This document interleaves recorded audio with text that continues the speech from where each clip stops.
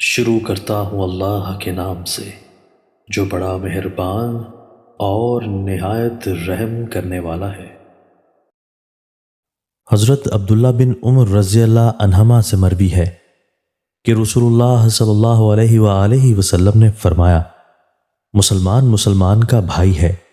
نہ اس پر خود ظلم کرتا ہے اور نہ اسے کسی کے سپرد کرتا ہے،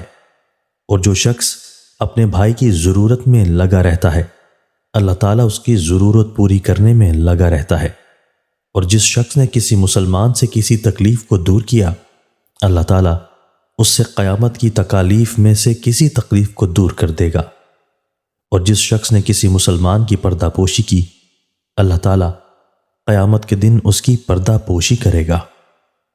حضرت معاذ بن جبل رضی اللہ تعالیٰ عنہ سے مرفوع مروی ہے، جو بھی شخص یہ گواہی دیتے ہوئے مرتا ہے کہ اللہ کے علاوہ کوئی معبود برحق نہیں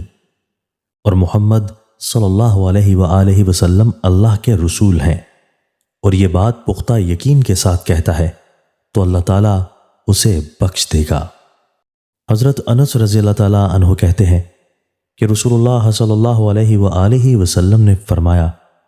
3 عادتیں میری امت میں ہمیشہ رہیں گی، حسب نسب میں ایک دوسرے پر فخر کرنا،